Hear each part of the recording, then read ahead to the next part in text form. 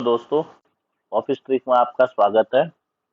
Excel में आज हम देखेंगे कि कैसे एवरेज निकालते हैं और कैसे एवरेज में कोई कंडीशन देके हम एवरेज निकालते हैं किसी भी डेटा से। तो आज के लिए हमने एक सिंपल सा डेटा लिया हुआ है जिसमें एक तरफ हमने डेट डाली हुई, दूसरी तरफ में हमने प्रोडक्शन बोलो या उसको आप किसी चीज का आउटपुट बोल रहे हैं, तो हमने कहीं पे मॉनिटर किया है। और इसमें हमने तीन जो सेल हैं, तीन रोज हैं, इसको हाईलाइट करा हुआ येलो कलर से। एक्चुअली अगर मैं देखूँ तो ये मेरे लिए संडे है, यानी इसको हम यानी इस दिन में मेरी आउटपुट बोलो या प्रोडक्शन आप बोलो ये जीरो है। तो अब कंडीशन ये है कि मेरे को इसकी एवरेज निकालनी है। अगर मेरे से डेटा मांगा जाता है कि आपका पहले 20 दिन का प्रोडक्शन का एवरेज क्या है, तो मैंने क्या किया, यहाँ पे समरी निकालने के लिए मैंने फॉर्मूला लगाया इक्वल टू एवरेज। जनरली हम लोग यही करते हैं, एवरेज लगाते हैं और उसके बाद हम इसका रेंज सेलेक्ट कर लेते हैं। जैसे रेंज सेलेक्ट करेंगे और उसके बाद ब्रैकेट बंद करेंगे, ये आ जाएगा। ये एवरेज आ रहा है 42.15, यानी पर डे की मेरी जो एवरेज आउटपुट है या आप बोल लीजिए एवरेज प्रोडक्शन है, ये मेरी 42.15 आ रहा है।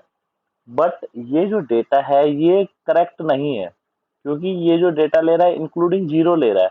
अब जब मैंने 3 दिन यहाँ पे प्रोडक्शन किया ही नहीं, यानी वो अगर मैं बोलूँ प्रोडक्शन लाइन की बात, मैंने प्रोडक्शन लाइन चलाया ही नहीं है, या आउटपुट जहाँ से आ रहा है मैंने इनपुट ही बंद किया हुआ है, तो ये जो जीरोज हैं ये काउंट मुझे नहीं करने चाहिए। यानी अगर मैं एक्चुअल में एवरेज देखूंगा तो मुझे जीरो हटा के इसको चेक करना पड़ेगा।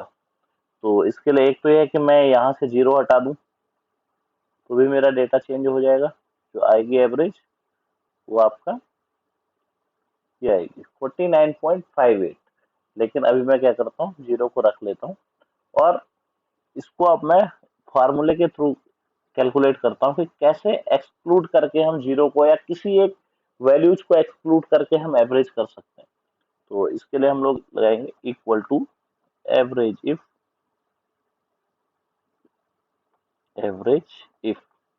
And bracket. पहला चीज ये पूछा रेंज क्या है आपका, हमारा रेंज ये रहा डेटा का।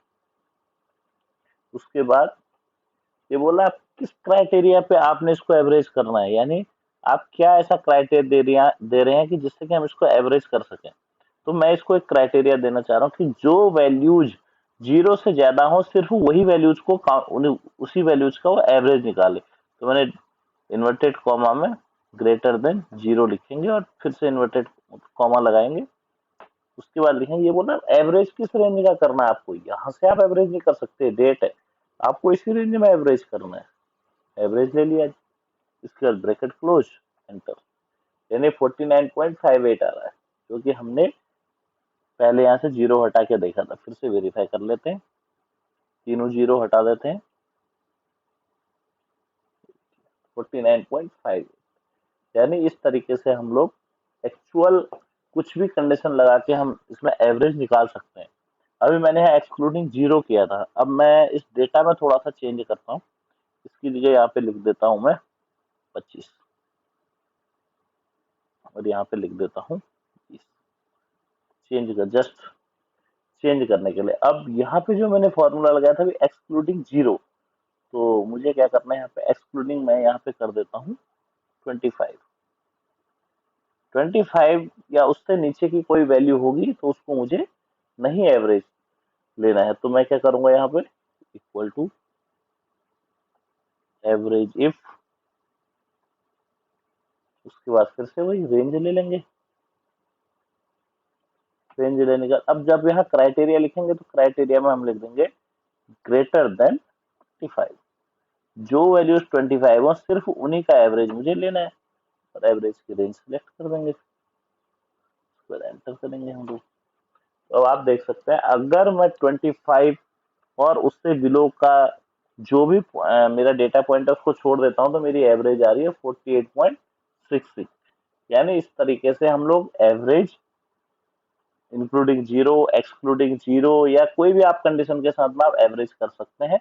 उसके लिए आपको अगर सिंपल एवरेज देना है जहां पे कि डेटा सेट में जीरो ना हो, तो वहां पे आप सीधे एवरेज लगा सकते हैं। लेकिन अगर आपको कोई कंडीशनल बेस पे एवरेज लगाना है, ये सिर्फ ग्रेटर देन से ही नहीं होगा, और भी चीजें अगर हमें चेक करनी है, मैं इसको एक काम करता हूँ, ग्रेटर देन की जगह यहाँ पे लेस देन 25 कर देता हूँ, तो आप फिर देखेंगे वैल्यूज अलग आ जाएंगी, यानी ये 5 आ रहा है।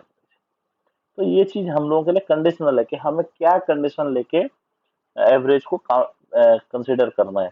चाहे इसके लिए मैं, ये मेरा सिंगल था, मैंने सिर्फ आउटपुट लिया, और अगर मैं इसी डेटा पे एक सेम डेटा को लेता हूँ और इस पे मैं क्या करता हूँ, आउटपुट की जगह यहाँ पे आउटपुट ले लिया मैंने, और बगल में इसकी इस तरफ में एक कॉलम इंसर्ट करके यहाँ पे इनपुट ले लेता हूँ। यानी जिसको हम लोग अगर सिंपल भाषा में बोले तो लोडिंग ऑफ ट्रैक जो बात करते हैं, इनपुट आउटपुट की जो हम बात करते हैं, तो मैं यहाँ पे इनपुट ले लेता हूँ। अगर मैं यहाँ पे इनपुट लेता हूँ तो इनपुट में ये ले लिया मैंने, और इस डेटा में से कुछ मैं डेटा को चेंज कर देता हूँ, थोड़ा बहुत डेटा को मॉडिफाई कर देते हैं। उसके बाद देखते हैं कि हमारा क्या आउटपुट और इनपुट के बीच में एवरेज अगर मैं निकाल के देखूंगा तो क्या मेरा एवरेज आ रहा है। तो ज़्यादा चेंजेस नहीं करते हम लोग, सिर्फ कुछ एक चेंज करते हैं। अब देखिए यहाँ पे हम सिंपल सा एक एवरेज निकालते हैं कि मेरा लोडिंग का एवरेज, यानी जो इनपुट की एवरेज क्या है और आउटपुट की एवरेज क्या है। अब यहाँ पे दोनों कंडीशन पे मेरे लिए कंडीशन ये है कि दोनों में वीकली ऑफ साथ में है, यानी मेरा जिस दिन वीकली ऑफ है ना इनपुट हुआ है ना आउटपुट निकला है मेरा, तो मैं सिंपल एक फार्मूला लगाऊंगा, इक्वल टू एवरेज इफ, और उसके बाद वही इसका रेंज सेलेक्ट कर लेंगे, ये हमें किस रेंज से किस रेंज तक लेना है, ये हमने रेंज ले लिया। फिर से इसमें हमने क्राइटेरिया ले लिया, तो ये जो ग्रेटर देन 0 होगा उसी को हम कंसीडर करेंगे, 0 होगा तो उस दिन को हम कंसीडर ही नहीं करेंगे। और उसके बाद यानी अगर मैं देखूं इनपुट जो मेरी एवरेज आ रही है वो 47 है, और जो मेरी आउटपुट की एवरेज है इसी फॉर्मूले को ड्रैग कर देंगे आगे तो 45 की आ रही है। यानी अगर एवरेज देखूं तो मेरा दोनों में इनपुट और आउटपुट में कुछ वेरिएशन है।